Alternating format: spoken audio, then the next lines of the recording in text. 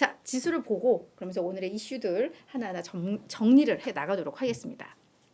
다우지수 앞서 말씀드렸듯이 0.1% 하락을 했습니다. S&P 500은 0.9% 올랐고요. 나스닥 지수는 1.7% 급등을 했습니다. 근데 그 밑에 평상시에는 안 보이던 지수 하나가 보이죠. 필라델피아 반도체 지수가 무려 6.8%나 급등을 했습니다.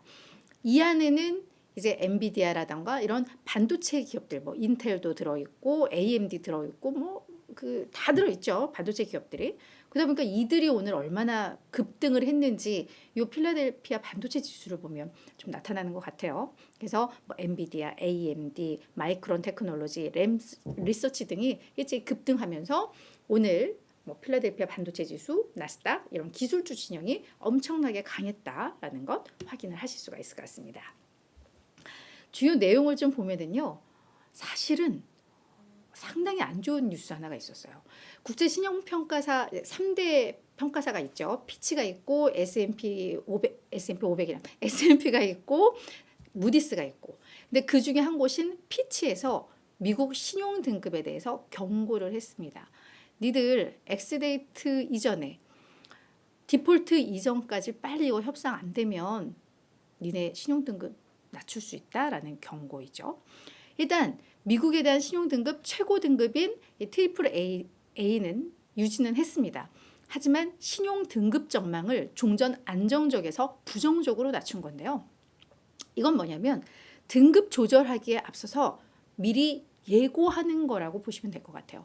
그래서 뭐 안정적이었다가 부정적으로 낮췄다는 건 이거 하향 조정할 가능성이 크다라는 거거든요. 그래서 니들 빨리 안 되면 그냥 낮추는 거야 인데 2011년에도 부채 한도 협상을 가지고 이렇게 좀 난항을 겪었을 때 그때 S&P에서 미국의 신용 등급을 AAA에서 AA 플러스로 한 단계 낮춰버리면서 미국 증시는 물론 세계 증시가 정말 완전 충격에 휩싸였던 적이 있었거든요. 그래서 지금 사실 시장에서는 그래 결국 합의는 할 거야. 근데 그 과정 중에서 자꾸 이렇게 줄다리기 심하게 하다 보면 요런 사례가 나온다라는 것, 그거에 대해서 사실은 시장에서 더 많이 우려를 했는데 등급을 낮추진 않았지만 그거에 대한 이제 경고를 날리고 있다라는 거죠. 그래서 이 뉴스가 어찌 보면 시장에서는 상당히 부담을 느꼈을 법도 한데, 근데 우리 모두가 다 디폴트는 없을 거고 결국 이번 주말쯤에는 합의안을 도출할 거야라는 그런 부분들이 어느 정도 이 리스크를 좀 상쇄를 했다라고도 보시면 될 것 같아요. 그래서 피치에서도 그래 그 이전에 합의할 것으로 믿는다. 하지만 안 되면 니들 지금 불안한 상황이다. 라고 했고 실제로 이런 부분들이 좀 부각이 되면서 그 협상이 좀 진전을 이루고 있다라는 내용으로 이어졌습니다. 악재가 어찌 보면은 더 빠른 이 의원들을 좀 이렇게 계속 푸시를 하는 뭐 그런 영향을 좀 미쳤다라고 보시면 될 것 같아요. 자, 두 번째는 S&P 500 지수가요. 올 들어서 8.1% 상승을 했습니다.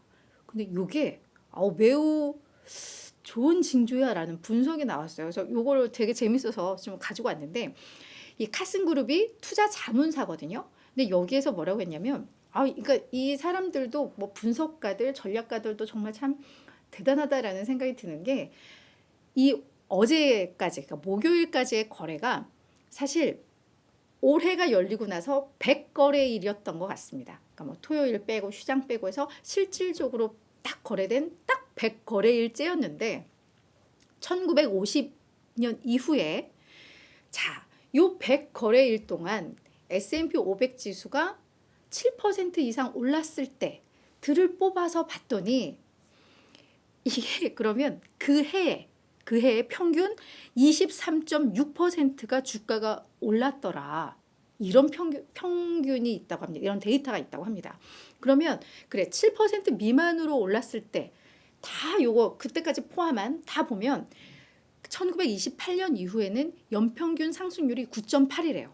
근데 S&P 500 지수가 7% 이상 올랐을 때는 이게 23.6% 상승을 했다니까 이거 앞으로 6월 이후 되게 괜찮은 흐름이 이어질 거다라는 그런 역사적인 경험이 있어라고 이야기를 하면서 지금 경기 상황도 생각보다 나쁘지 않지. 그리고 연준의 긴축도 이제 거의 마무리 단계이지. 이런 거 고려하면 지금 과거의 이 데이터가 올해에도 현실화될 가능성이 커. 그래서 주식 비중을 늘려야 해라고 보고서를 낸 겁니다. 그러면서 주식 비중을 늘릴 때 소형주 섹터라던가 금융주 섹터가 좀 유망해 보여라는 조언까지 좀 했어요. 그래서 이 내용 되게 좀 재미있어서 좀 가지고 나왔습니다. 자, 그리고 앞서 이제 이야기하면서 그래 경기 상황도 나쁘지 않고라고 했는데 그럼 경제 지표를 좀 봐야죠. 오늘 주요 지표 두 가지가 바로 1분기 GDP 잠정치였을 거예요. 미국 같은 경우에는 이 GDP를 속보치, 잠정치, 확정치 3단계로 나눠서 발표를 하는데 오늘 그 두 번째 단계인 잠정치가 나온 건데요. 연율로 1.3% 나왔습니다. 이게 속보치가 1.1이었으니까 괜찮아요. 물론 작년 4분기가 2%대였으니까 경기가 조금 더 둔화되고 있다는 거는 확인이 된 거지만 그래도 속보치보다 예상치보다 좋게 나오면서 나쁘지 않다라는 좀 반응이 나왔고요. 주간 신규 실업수당 청구 건수 22만 9천 건으로 예상치보다 많이 덜 나왔습니다. 나쁘지 않다라는 거죠. 이걸 또 긴축 우려로 생각을 하면 이거 지금 연준 쪽 인사들 자꾸 매파 발언하는데 부담 주는 거 아니야? 라고 해석을 할 수도 있지만 이 정도 수준이면 나쁘지 않은 긴축의 우려가 막 커지는 수준도 아니고 그렇다고 경기에 대한 우려가 막 커지지도 않는 괜찮은 수준일 것 같아요. 그래서 이런 부분들이 오늘 증시에 잘 반영이 돼서 오늘과 같은 그런 지수의 결과가 나왔다. 이렇게 이해를 하시면 될 것 같아요.